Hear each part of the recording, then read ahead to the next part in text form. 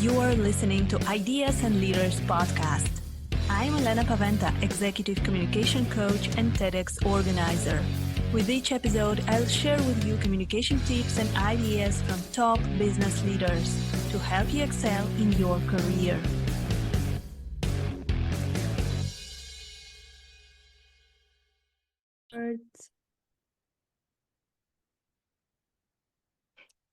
Welcome to the next episode of Ideas and Leaders podcast. Today, my guest is Matt Hogan, and he's a professional coach. He works with leaders, entrepreneurs, and executives to find purpose and clarity in their work and lives. And today, we're going to speak about finding fulfillment in business.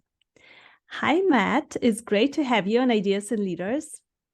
Hi, Elena. I think I've had a permanent smile on my face since we got on the call because I've been looking forward to our conversation this morning. Thank you for having me on.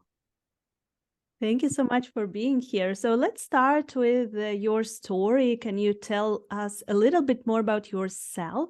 And also, how did you get to where you are right now? Well, there's many different ways I could go into that, but to really put it in a nutshell, 18 years ago, I had a very different life. I actually was really struggling with depression, and actually the prospects of a positive future were really dim for me. I couldn't see a possibility of a good future. And at that point, I attempted to take my own life when I was 18 years old. And that was also the time of my life that ignited, like in the recovery of that night, that was what ignited my passion for life and what really ignited me to live what I call a well-lived life, a fulfilled life, an enjoyable life. And that took me and springboarded me into my university career. And then from there, took me into my corporate career, where I spent the better part of a decade supporting Google and built a team from the ground up, from a team of 4 to 100 people around the US. And what always drove me through this whole time, and I'll continue on, is this unwillingness to live a life that doesn't feel right for me, that doesn't feel like it aligns with who I know myself to be, and the life that when I get to the end of it, I look back and say, yeah, I lived. And I say that because even before I moved past where I went after businesses, a big important vehicle of my life, like a vehicle, an expression of who I am, is business. I love business. I love working with my clients. I like building teams, all those things. But I've had to continue to try to find my way to do it in a way that really works for me and really keeps the aliveness going in my life. And so towards the end of my corporate career back in 2018, I really got to a point where I felt I had capped out my growth potential with where I was at. And I really wanted to go beyond the 4 walls of supporting one company and start actually supporting executives and other change makers who are really trying to make a difference in people's lives, but knowing that they have to start with themselves first. And so that really became my extended passion for my corporate work. And all the while I was traveling the world, continuing to be immersed in different cultures to help me better understand what it is to be human, to be alive, essentially. And I continue that today. I still live kind of all over the place. Right now I'm in San Francisco for a couple of months with my partner, Julia.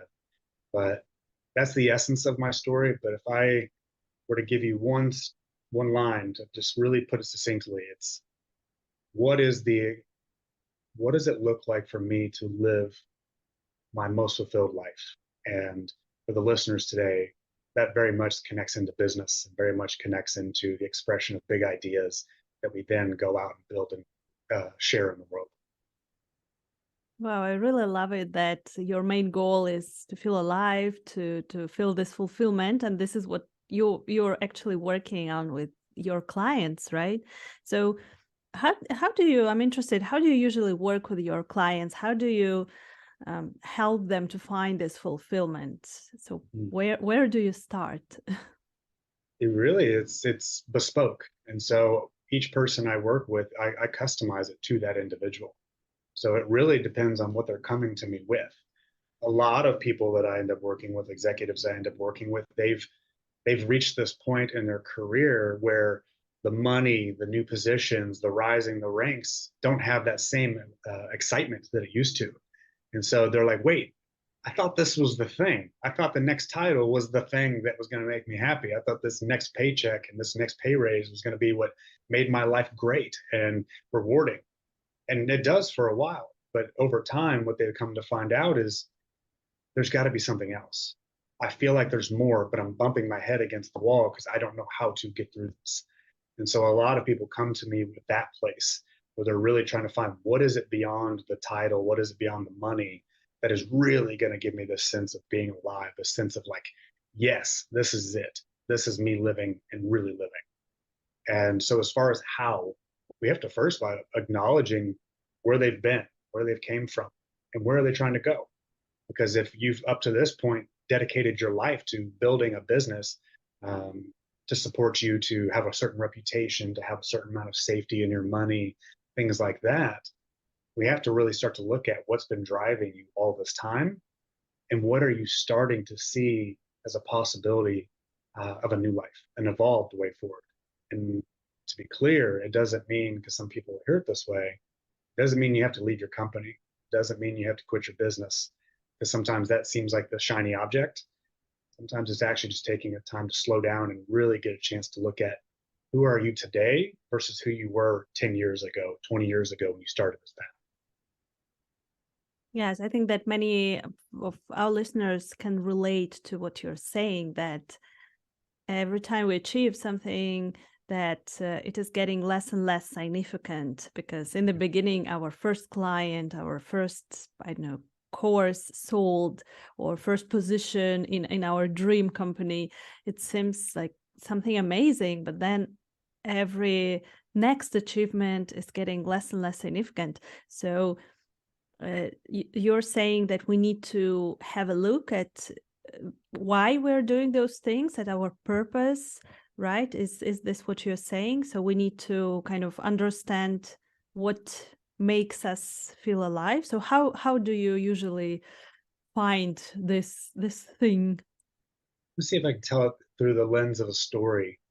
I loved my corporate career. I loved climbing the ranks. When I came in the door supporting Google back in 2000, I think it was 2011, and I came in the door and I already had my sights on the director position. I had started out as an individual contributor, and I'm like, I'm going to grow into this director position. And it filled me with a lot of joy to just continue to grow myself in a way that was going to take me to that position. And over, I think it was 4.5 years, I did. I was promoted 6 or 7 times and made it to that position. But then I reached a point where I realized that what was driving me that whole time was a position. There was enjoyment, but when I got to the position and there was never this, there wasn't a next thing that it was like going, oh, well, now it's going to be this thing that makes me happy. And so when I say getting to why, the why behind it, a better way to look at it is, what have I been doing this for all along? What has been what are the real reasons that I have been here and doing this work? And you may find original, like, and I'll put it in a story. I remember in 2018, at the start of the year, I knew something needed to change. And I knew it was in my career, but I was kind of afraid to honestly look at it. It was kind of scary because I'd been there for a better part of a decade. I was paid well. I had the reputation, the respect. I was good at what I do. So I highly coveted my work. And I ended up taking a trip out of the country. And I remember sitting at the picnic table. Imagine a notebook like this sitting in front of you. And I'm just writing and writing and writing. And there's like so much thoughts going through my head, all these things about, but something needs to change. But what is there to change? I can't change this. I can't change that. And it was just this constant barrage of the inner critic getting in the way of what the deeper message was. Some change is ready to happen. And ultimately, what I got down to after writing for a long period of time was two big realizations. One, my corporate work served my life so well. It helped me develop the skills to be able to navigate our society better from a business standpoint, from a people relational standpoint, social awareness, self-awareness. It helped me actually grow into roles that would allow me to have more flexibility in my career. It helped me create financial freedom in many ways that I didn't have before. So it served many, many purposes. And for a long period of time, it served my own personal, for anyone here that's done like strengths finders, Enneagram, or any of those things, it really satiated my hunger for growth. And that was why I had been doing all of that all along. That was what really motivated me all that time. And it reached a point where it no longer was true. And that was the second realization was, and it's time for you to go. And so with any client, with anyone, including myself, it's really about what has this been about for me all along? And what is no longer working for me? What am I tolerating? Mm-hmm, mm-hmm. Yeah, so I think that for majority of us, those reasons why we're doing what we're doing, they're very simple. It all comes down to money, right? We all want financial freedom and some kind of significance. So we want to have this director position, as you mentioned. We want to move forward, to grow, and at some point when we have it, we realize that, so what? So what now? Mm-hmm. So what can we do at this point to actually start mm, uh, leading more fulfilled life, to be more aligned and to feel alive, as you said it before? Well, one of the things that I loved about when before we started the recording was you sharing why you're passionate about this podcast that you put so much time and energy into. And I'm wondering, like, have you had your own what now moment? Yes, yes. To be honest, I had this. And I think that even our discussion about the podcast, because you asked, what do I like about the podcast? And I said that I like speaking to people from all over the world and getting new friends all over the world. Some of them become my coaches, some of them become my clients, some of them become my friends. And it is really fulfilling for me. But I did not start this podcast for this, because I was thinking of starting a podcast for business, as a part of my business, to increase my credibility. So I am a communication coach and a TEDx coach. So I was thinking, yes, I will start a podcast about leadership and communication.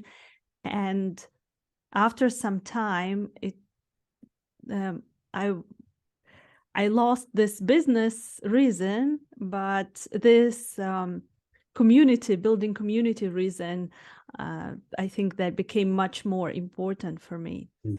But as I think that it appeared mm, naturally, so I did not like look for this reason, because I saw the value in it. But what if we lose the initial motivation of doing what we do, but we don't see the new reason? So what can we do then?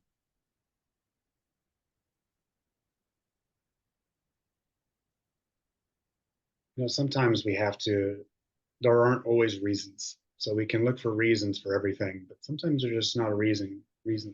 Sometimes we're actually following a feeling. And that can be one of the hardest parts for brilliant minds in business, because we're used to being strategic. We're used to thinking our way through things. What is our plan from here? ABC. What's our vision? But the sign of a good leader, the sign of really just a well-rounded human being, is the ability to follow the feeling of intuition, the feeling of inner guidance, besides rationality, logic. We need both. And so, sometimes, and for a while, I have continued to find that you got to follow a feeling that's trying to guide you. And then you can come up with reasons in your mind, ultimately, because the mind likes to do that. But what feeling are you having that's kind of guiding you? So I'll give you an example. When I was back on that trip, it was the moment that I realized that it was time for me to let go of my corporate career. I I couldn't really come up with like the new motivations. I knew it was something about growth. I knew there was a chance for me to evolve. I knew there was more meaningful work out there for me, but I was still kind of in the early stages of really defining any of that. But what I did have was this feeling in my gut, this gut feeling that just says, this is right for me. This is what I'm meant to do next. And one of the hardest parts for us as human beings is learning to trust that. especially us that have really brilliant minds that have served us so well in our life. So, as a leader, an entrepreneur, whatever you're doing, can you find that place in yourself that may be guiding you to something new that doesn't necessarily come in the form of logic or rationality? That is another thing I have to really work on with my clients because it's also been what I've worked on. Can I trust this feeling in my gut that says there's something else for me here, even if I can't put a reason around it? Yeah, do you think that it is something that we can actually work on? Because I know that many people in business, they're very much logical. They're all the time in their head, and Mm. using, intuition or spirituality or whatever you call this gut feeling is not something typical for them. They're looking at Yeah. numbers. So do you have any tips on how we can actually tap into this intuition? Well, the good news is all of my clients come to me very logical and not really connected to this. So we're good. Uh, and also, it's important to know that while this may feel abstract to some people and it doesn't sound real, there's enough science that backs it. So people can take that brilliant mind of theirs and go do the research about intuition and actually how our hearts and our guts actually have intelligence that serves our lives. So I'm glad that science shows that already. So that's there. And then as far as working on it, absolutely it can be worked on, but it is something that we have to consciously decide we're willing to work on it. Because if we're not willing, it doesn't matter anything else I say after that. So that's the first thing. Am I willing to be open to the possibility that I don't know something? Which, guess what? Most of us that have been in business and have ran teams know that if we're not open to new ideas in business, guess what happens? Our business fails. If we're not open to hear our team's ideas, guess what happens? Our team becomes distraught and our team falls apart. So, can I be open enough to consider there is a way to guide my life, guide my way forward that may be way different than I've ever experienced before? And I'll give an example. A client of mine, we were on the beach yesterday. We spent 2 hours working together, and a brilliant man, very brilliant mind, has been an exceptional consultant for years and then moved into leadership in the last couple of years. And one of the big things for him is much of his life, he felt like it was supposed to fit, like almost like it fits in a spreadsheet. Like you can, all of life can fit in a spreadsheet. You can solve everything through a spreadsheet type thinking. And the core of our work has been helping him start to realize that's not the truth. There actually is a more meaningful way to live that's more holistic, that takes your brilliant mind while also bringing in the intelligence of, like I said, science shows your heart and your intuition to really create a more holistic way of guiding your life. So it starts with that. The first thing, it starts with that decision. Second thing, it's finding the tools, the resources, the people to support you in that path. Because if you're not familiar with it, it can be arduous at times and it can be challenging and sometimes it just can downright piss you off. Yeah, yeah. So what would you recommend to our listeners who want to live more holistic and fulfilled lives? What can they start changing or introducing into their lives to make it more meaningful?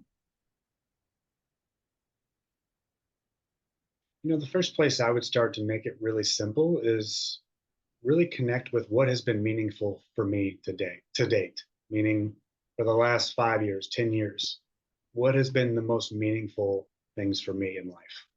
And let people actually discover for themselves, you discover for yourself what has been the most meaningful things you've pursued. And do those things still have meaning to you? And if so, to what degree? You may find that money has still meaning to you, and that's great. I'm not talking about give up money and go live in a cave. Uh, but what's the way that relationship and its meaning to you is evolving? Because if we can see one, I'm going to kind of slot this out. What has been meaningful for me till today? Two, what is the evolving meaning or relationship I have with these things? And then three, how does that support me moving forward? Because in that discovery process, you can start to see what was motivating you, how that's changing, and actually open the door to see what else could be motivating, inspiring for you. Yeah, so looking at what was important for us and what was meaningful for us, we can somehow start the new path? And also, how can our listeners work on this intuition part? Because I think that this is so underused in Mhm. business, and it is so important, such an important tool. So do you have any recommendations on what we can start doing to become more focused on the intuition, not only on the spreadsheets? I'm curious if what has been your experience in your personal journey with finding maybe that you might not call it intuition, you might call it something else, but what's been your journey with that? Um, for me, to be honest, I'm trying to say yes to different things that appear in my life. So, for example, recently I was invited to a business retreat, which was absolutely unexpected, and it was in Australia. Ooh, I live in Europe, so it was in a different part of the world, and I thought that, hey, if I got invited, then maybe I have to go there. Maybe something will happen there. And indeed, I had a breakthrough in my business, and I came back with many wonderful ideas. So I think that saying yes to many things that seem weird and unexpected and not not typical mhm, for my everyday life, I think this helped me a lot, definitely. love that. Curious to double click on that a little bit. You said you were saying yes to the things that seem weird. What inside of you told you to say yes? To be honest, I was hesitant, so I did not say yes immediately. If we're speaking about this case, Yeah. but um, I was. I'm very analytical as well, Mhm, but I thought that, yeah, if I am invited there, then maybe this is a sign. Maybe this is a sign that I have to go there, and it turned out that it was. So I think that I had this inner fight in me that ah, my analytical mind would say that this is crazy to go to a different part of the world for 2 days retreat just to talk to people. But yeah, I followed my intuition and it turned out great. ooh, oh, that was beautiful. So on one side, you have your analytical mind going, "This is a terrible idea," and on the other side, you had your intuition, as you called it, speaking to you. How do you tell the difference between your analytical mind and your intuition? Yeah, my analytical mind would count money. Okay, Mm, see how much the tickets to Australia cost, and hotels, and this and that, and uh, how much could you earn with clients working for those 2 days, not going to on retreats. So I think that this is this part, but the the intuition is not very practical. mm. I feel that this is just some feeling that I have to be there. I don't know why, but I have to go there. Where did you, if I can may ask one more question about it, is it sounds like you can hear the difference between your analysis and your intuition. What does your intuition sound like? Like if you were to imagine closing your eyes for a moment, and you may do it if you're open to it, Hmm. and you were just to kind of feel around inside yourself, where do you hear your intuition at? Hmm. I think that my intuition is definitely somewhere in my heart, Mm, and my analytical self is in my mind, talking to me all the time and counting and analyzing something and thinking, overthinking. mm. So yeah, definitely. Are you able to, let me see how I say this different. Given that you can tell the difference where they're at, what what helps you use your intuition and your mind in a way that supports your life? Because we've been talking about, let me ask, I'll frame that a little differently. We're talking about fulfillment today, we're talking about what helps people live a life that they're fulfilled with. And it may be in business and maybe all the areas of their life, whichever they want to hear right now. But I'm curious for you, when you can tell the difference between your mind and your intuition, what is the way you personally want to walk forward in your daily life, having them work together? To be honest, this is a challenge for me. That's why I that's why I also wanted to ask you, what do you think about it? Because I can't always, distinguish what is uh, what is happening at this particular moment, because very often it is not clear that, okay, this is my mind and this is my intuition, because I don't know if this is an intuition or not. So that's why, Hmm. if there is any tool of accessing your intuition, maybe an easier way than just, distinguishing intuition and your mind. It seems like we were on a good path for you personally, and just because like I said to you before, I'm just some guy coming on here today. You're the one that everyone knows that's listening. So it seems like we were on to something when you were saying, well, my mind thinks spreadsheets, thinks money, thinks rationality. The intuition, it sounded more like was a feeling that told you something more Yeah. located in your chest. So what I watched you do was be able to isolate the difference in your physical body of where you experience these two intelligences of yours from. Both are intelligences. One is your intuitive intelligence, and the other is your mental intelligence. And I watched you discern between where they live in your body. And so my question would be back to you is, no, it's not a question so much as, one of the things that I have learned over the past 20 years focusing on this for myself personally, and then the past near decade working with people on it in groups and such, is really first beginning to see the difference between the sounds. Like the mind sounds like this, the intuition sounds like this. But then there's a really big piece, and I'll bring it back to business, is trust. And so many of us on here have listened or listening know that if trust is corroded in our organizations, what happens? If trust is not present when we are attempting to make big moves and transitions, what can happen? The same here is about trust within ourselves. Can we trust something else inside ourselves as true, as something that we can follow, as something that we can help have lead our lives besides what we've typically followed? And so trust is a really big piece. And so I want to bring it home back to what you shared about this event that you went to. Your mind didn't like it per se, but your intuition's like, no, just go for these 2 days. Can you take the time to just start small? If you can start by hearing a little bit of a difference, even a slight bit, can you take one small step that you're willing to just try? Doesn't mean leave your business. It doesn't mean leave a spouse. It doesn't mean do anything big. But can you take one small step as an experiment, which your brain loves experiments? I know it does. Everyone's brain does. Um, can you take that one small experience to see if you can actually trust this thing that's trying to guide you? And I continually live from that place of, what's that next level of trust that I might offer? Maybe it's picking up the phone and calling someone that my mind says not to. It's saying yes to an event.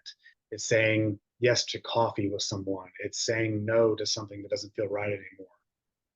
What are those little moments that can build trust with that part of you so that over time it gets easier and not become something where we're like, oh, you have to do everything all at once? Because in our hyper driven culture, we can very often do that. We can start small here. Yeah, yeah. So we have to listen to our intuition and to trust our intuition somehow. And Matt, thank you very much for this small You exercise. For personally, for me, it was very important, because I need to start focusing on my intuition more, because clearly it is working very well for me personally. And what would you recommend to our listeners to finish our conversation? What are the main takeaways? What would you recommend them to start doing or to stop doing to live more fulfilled lives? My highest recommendation is to continue to begin a deliberate practice, and you can start really small and actually have something they can use, of finding that place in yourself that knows answers in addition to your brilliant mind. And I call it inner guidance, I call it intuition, but it's ultimately that place in ourselves that knows what to do next, that place in ourselves that knows how to feel good in our life, that place that knows how to enjoy ourselves. And so, like I said, for the past 20 years, near 20 years, the biggest challenge for me was always two things. It was one, I don't have clarity on what I need. Something needs to change, but I don't know what it is. And two, what is the right way forward once I get clarity? And so, because of that experience, both with myself and my clients, I created a guidebook that people can download to actually go through some exercises for 15 minutes today, then 15 minutes in 3 days, and then 15 minutes next week to start cultivating that deliberately. And so this guidebook will help you start to cultivate that in a very short amount of time if you're willing to devote the time. So they go to matthoganworldwide.com/clarity, download it. You can click it in the show notes, download it, and put it on your schedule. Give yourself 15 minutes today, 15 minutes in 3 days, and 15 next week, and see what shows up. Thank you. Thank you so much, Matt, for sharing this valuable resource. We will definitely put it in our show notes. And if our listeners want to reach out to you, to contact you, where can they find you in the social media and in the internet? Yeah, the best place would be to email me, or you said social media, so they can find me on LinkedIn. I can also send that link over to you so you have it in the show notes. Would be the best place. Perfect, perfect. So we will share everything in the show notes. Thank you so much, Matt. It was a pleasure talking to you and definitely very insightful conversation. I'm sure that for our listeners, but for me personally as well. Thank you very much. Thank you, Elena. Thank you for listening to Ideas and Leaders podcast. Did you enjoy this episode? Let me know that you listened by tagging me in your LinkedIn profile and using a hashtag Ideas and Leaders. See you in the next episode.